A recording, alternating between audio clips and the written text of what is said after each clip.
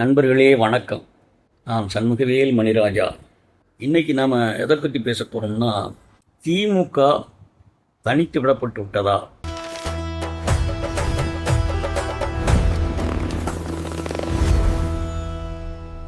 ஆயிரத்தி 1952 நடந்த பொதுத் தேர்தலில் தமிழ்நாட்டில் திமுக முதல்ல போட்டி போட்டது.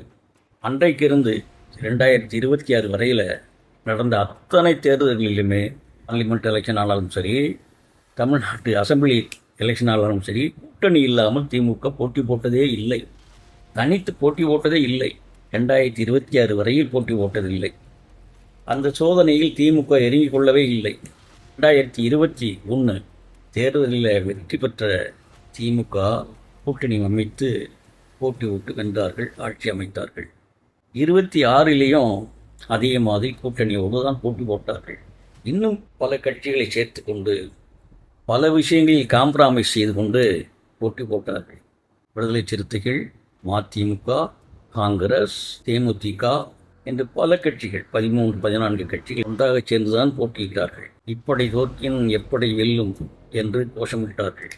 அவர்கள் அதிமுகவை மட்டும்தான் எதிரியாக பார்த்தார்களே தவிர, தமிழக வெற்றி கழகத்தை அவர்கள் கட்சியாக பார்க்கவே இல்லை. அதன் தலைவர் விஜயை தலைவராக பார்க்கவில்லை. இவனெல்லாம் ஒரு போட்டியா என்று சொல்லி விஜய்க்கு முக்கியத்துவமே கொடுக்காமலே விளந்து வந்து பிரச்சாரத்தை ஆரம்பித்தார்கள். ஆனால் காலம் ஒரு கணக்கு வைத்திருந்ததல்லவா, விஜய் வெற்றி பெற்று விட்டார். ஆட்சியில் அமர்ந்தல்லவா, விஜய் வெற்றி பெற்று விட்டார்.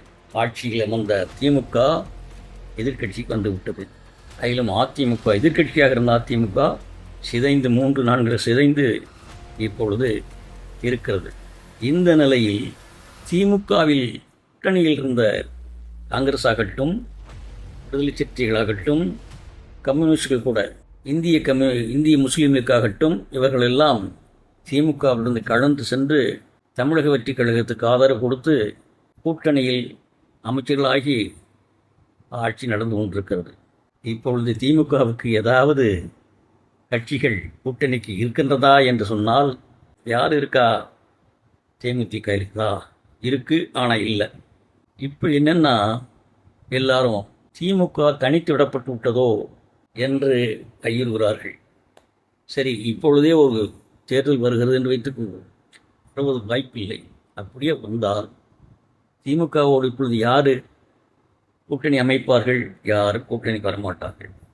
ஏனென்றால் ஓடுகிற குதிரையில்தான் பயணம் செய்ய விரும்புகிறார்கள். ஒரு 7 தொகுதிக்கு இடைத்தேர்தல் இருக்கிறது. இந்த இடைத்தேர்தலில் கூட திமுக அவ்வளவு பெரிய அளவில் சோபிக்கும் என்று எதிர்பார்க்கவில்லை. அதன் பிறகு வரக்கூடிய லோக்கல் பாடி எலெக்ஷன்ஸ், அதில் யாரும் ஆளுங்கட்சிக்குத்தான் ஓட்டு போடுவார்கள், எதிர்கட்சிக்கு ஓட்டு போட மாட்டார்கள். ஏன்னா ஆட்சியில் இருப்பவர்கள் தானே ஏதாவது செய்ய முடியும். அவங்க ஆட்சியில் இருந்தால் தான், ஆட்சியில் இருக்கிறவங்க ஓட்டு போட்டால் தான் தண்ணி வரும், கரண்ட்டு வரும், ரோடு வரும் என்ற எண்ணங்கள் எல்லாம் வியாபாரிகள் எல்லாம் நிச்சயமாக ஆட்சியில் இருக்கக்கூடியவர்களுக்கு தான் ஓட்டு போடுவார்கள்.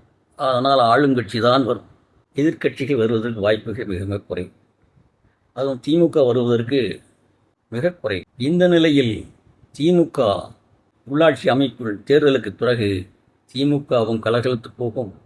அப்பொழுது மேலும் திமுக தனிமையில் விடப்பட்டு விட்டோமோ, தனிமையில் இருக்கிறோமோ என்கின்ற எண்ணம் திமுக கூறும். இப்பொழுது சொல்கிறார்கள், தனியாக நிற்போம், தனிமையாக நின்று தேர்தலை சந்திப்போம், கூட்டணி தேவையில்லை என்றெல்லாம் வீரவசனம் பேசுகிறார்கள். ஆனால் கூட்டம் இருந்தால்தான் இதெல்லாம் பேச முடியும். நாளொரு மேனியும் பொழுதொரு வண்ணமும் திமுக தேய்ந்து கொண்டே இருக்கிறது. அதிலும் தலையில்லாத ஒரு படை ஆக இன்றைக்கு சட்டசபையில் செயல்பட்டு கொண்டிருக்கிறது. ஆகவே இப்பொழுது திமுக தனித்து விடப்பட்டிருக்கிறதா என்று யோசித்தால் திமுக தனித்து தான் விடப்பட்டிருக்கிறது. கூட்டணி அமைத்தால் யாருடன் கூட்டணி அமைக்க முடியும்? பாரதிய ஜனதா கட்சியோடு தான் கூட்டணி அமைக்க முடியும். பாரதிய கட்சியோட கூட்டணி அமைத்தால் மைனாரிட்டி ஓட்டுகள் வரப்படாது. பாரதிய ஜனதா கூட கூட்டணி அமைத்ததுலாம் அதிமுக சிதறண்டு போயிட்டுலவா. அப்போ திமுக பிஜேபியோடு கூட்டணி வைக்க முடியாது. வேறு யாரோடு கூட்டணி வைக்க முடியும்? இனி ஏதாவது கட்சி, அண்ணாமலை போன்றவர்கள் வந்தால் அவரோடு சேர்ந்து கூட்டணி அமைக்க முடியுமா என்றால் நிச்சயமாக அண்ணாமலை திமுகவோடு கூட்டணி சேர மாட்டார். அவர் பிஜேபியினுடைய மறு உருவம். தனியாக கட்சி ஆரம்பித்தாலும் கூட பிஜேபியோடு தான் கூட்டணி அமைப்பார். வேறு புதிதாக ஒரு நடிகர் ஏதாவது அரசியல் கட்சி ஆரம்பித்தாலும் கூட திமுகவோடு கூட்டணி அமைப்பதற்கு யோசிப்பார்கள். ஏனென்றால் இளைஞர்களுடைய சிந்தனை வேறு விதமாக இருக்கிறது, அவங்க எதிர்பார்ப்பு வேறு விதமாக இருக்கிறது. திமுக உருட்டு வேலைகள் எல்லாம் நன்றாக தெரிந்து வைத்திருக்கிறார். அதனால் திமுக பாரதிய ஜனதா கட்சியோடு தான் கூட்டணி வைக்க முடியும். கூட்டணி வைத்தால் அதன் எதிர்காலம் எப்படி இருக்கும் என்று அவர்களுக்கே தெரியும். பார்ப்போம், காலம் என்ன சொல்கிறது என்று பார்ப்போம்.